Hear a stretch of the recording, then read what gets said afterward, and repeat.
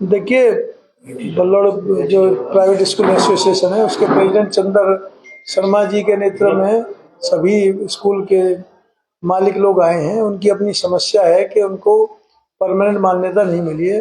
कुछ ज़मीनों की कमी की वजह से हर बार उनको टेम्परेरी मान्यता मिलती है। तो उन्होंने अपनी बात समझाई है। मैं आदरणीय माननीय मुख्यमंत्री से बात करूंगा कि इनको परमानेंट मान्यता देने की तरफ सोचें, क्योंकि इसमें गरीब परिवारों के बच्चे पढ़ते हैं। हमारी सरकार का भी सोच ये है कि जो प्राइवेट स्कूलों में बहुत ज़्यादा फीस है वो नहीं दे पाते, ऐसे ही लोग ऐसे छोटे छोटे स्कूलों में बच्चों को अपने को पढ़ाई कराते हैं, क्योंकि ट्रांसपोर्टेशन नहीं लगती, उसी क्षेत्र में वो स्कूल बने हुए। तो हम कोशिश करेंगे कि माननीय मुख्यमंत्री और शिक्षा मंत्री से बात करके कि इनको कोई समाधान कराया जाए, जिससे कि हमारे गरीब परिवार के जो बच्चे हैं उनकी पढ़ाई में कोई बाधा ना आए। मंत्री जी, जिसे देखे कई बार ये एसोसिएशन मंत्री जी से भी मुलाकात की मूलचंद शर्मा जी से, शिक्षा मंत्री से, लेकिन क्या ऐसे ही चलता रहेगा या फिर कुछ निष्कर्ष निकल के? देखिए, ऐसा नहीं है। जब से 2014 से माननीय मुख्यमंत्री जी के नेतृत्व में सरकार आई है, हजारों स्कूल ऐसे थे जिनकी मान्यता नहीं थी।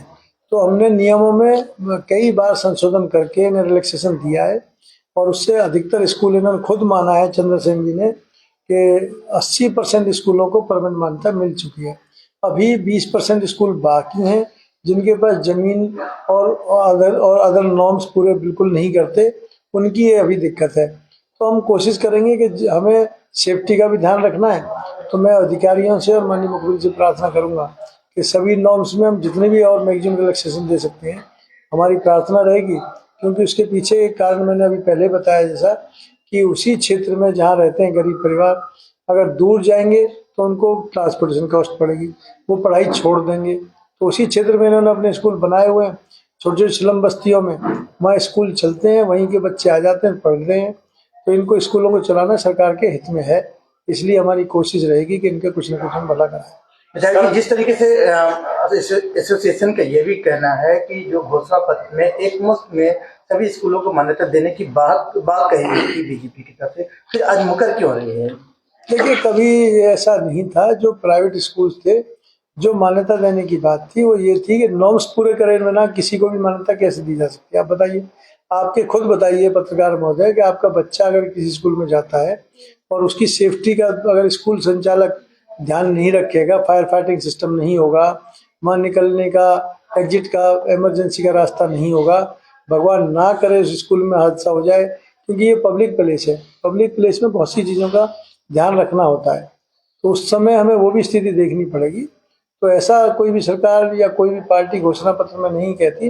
पार्टी कहती है कि जो इनकी समस्या उनका समाधान करेंगे, और उसमें नॉर्म्स में ढील दी गई है, मैंने आपको बताया। और इसी की वजह से हमने 80% स्कूलों को मान्यता मिली है 2014 के बाद। अभी हमारे अध्यक्ष जी ने, चंद्रसेन शर्मा जी ने बताया है कि 80% स्कूलों की समस्या तो खत्म हो चुकी है। उनके कार्यालय पे पहुंचे हैं और इन लोगों ने एक मांग की है कि जो टेम्परेरी मान्यता को लेकर लगातार ये अपने बातों को उठाते रहते हैं। मंत्री मूलचंद शर्मा के पास गए। आज मौका है कि जब आप देख रहे हैं यहाँ जो भारतीय जनता पार्टी के विधायक नरेंद्र गुप्ता जी के कार्यालय पर पहुंचे हैं, यहाँ भी एप्लीकेशन देकर चंद्रसेन शर्मा जो तमाम स्कूल संचालकों के साथ में आज यहाँ पहुंचे हैं। आप देखिए, ज्ञापन देने के बाद से फिलहाल क्या कुछ बात हुई है आप देखेंगे, आपको मैं बात कराऊंगा, क्योंकि ये बहुत इम्पोर्टेंट मुद्दा है। लगातार इस मुद्दे को बल्लभगढ़ प्राइवेट स्कूल एसोसिएशन उठाते आ रहा है, लेकिन आज क्या इनको आश्वासन दिया गया है या फिर क्या कुछ कहते हैं, जानते हैं। देखिए, जिस तरीके से आप लोग लगातार इस मुद्दे को उठाते आ रहे हैं, लेकिन क्या लग रहा है इसमें क्यों जब आपका टाइम होता है तो आप एक्सटेंड करने के लिए मांग कर लेते हैं, और फिलहाल अब फिर अधर में है, इससे समाधान क्यों नहीं? देखिए, ये समाधान सरकार के हाथ में है। ये 2003 से पहले सारे स्कूल चले आ रहे हैं, और अभी एक लेटर निकाला था सरकार ने कि डीम्ड, रिकॉग्नाइज और एग्जिस्टिंग स्कूल, यानी 2000 से पहले एक स्कूल स्थापित हो चुका है। ये 2003 से पहले चले आ रहे हैं। सरकार ने एक लेटर निकाला था परमानेंट मान्यता को रिन्यू करने का, वो लेटर वापस ले लिया और उसमें ये लाइन लिख दी कि ये डीम्ड रिकॉग्नाइज्ड स्कूल है। इनको क्या है कि जो हर साल एक एक साल की देते हैं, 20, 22, 23 साल से वो बढ़ती चली आ रही है। हमने अब की बार ये विधायक जी से बात रखी है, मंत्री जी से भी हम बात रख चुके हैं, शिक्षा मंत्री से पिछली साल भी रखी थी। हम हर कड़ी में ये बात कहना चाहते हैं कि आप हमें एक्सटेंड करें इस साल के लिए, और इनको हर साल का जो झंझट है, हर साल जो एक एक साल की आप बढ़ाते हैं उसको आप एक मुश्त खत्म करें और सारे बच्चों का हित देखते हुए इन्हें परमानेंट कर दें। पीछे आप लोगों ने एक मीटिंग किए थे, उसके बाद से कह रहे थे कि मुख्यमंत्री और शिक्षा मंत्री से मुलाकात करने के लिए, लेकिन आप फरीदाबाद में घूम फिर के क्यों अपनी बात कर रहे हैं? देखिए, अभी हमारी बात हुई थी दूसरी फरीदाबाद के साथ साथ हिसार, यमुनानगर, सिरसा सभी एसोसिएशन से, और हम इसलिए इस कड़ी में मिल गए। कल शिक्षा मंत्री जी किसी कार्यक्रम में थे, मैंने उनकी स्वास्थ्य की कामना भी की है, पर्सनल फोन पे मेरी बात भी उनके पीए से हुई है। उनका स्वास्थ्य ठीक नहीं है इस समय, और हम अभी जाने वाले थे इस हफ्ते में, शायद मंगल या सोमवार मंगल में जब सेशन शुरू होने वाला है, उस बीच शिक्षा मंत्री चंडीगढ़ होंगे, तो वहां सिरसा की, रोहतक की, यमुनानगर की, फरीदाबाद की 5 एसोसिएशन संयुक्त रूप से शिक्षा मंत्री जी से मिलेंगी।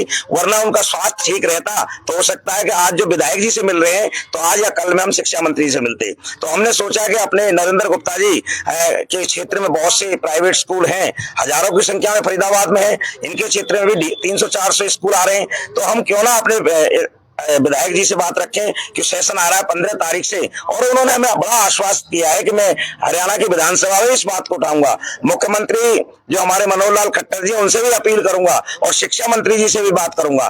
तो उनका स्वास्थ्य ठीक ना होने के कारण हमने ये प्रोग्राम आज यहाँ किया है, और अगले हफ्ते 4 या 5 एसोसिएशन सारे मिलकर के संयुक्त रूप से शिक्षा मंत्री और मुख्यमंत्री जी से मिलेंगी।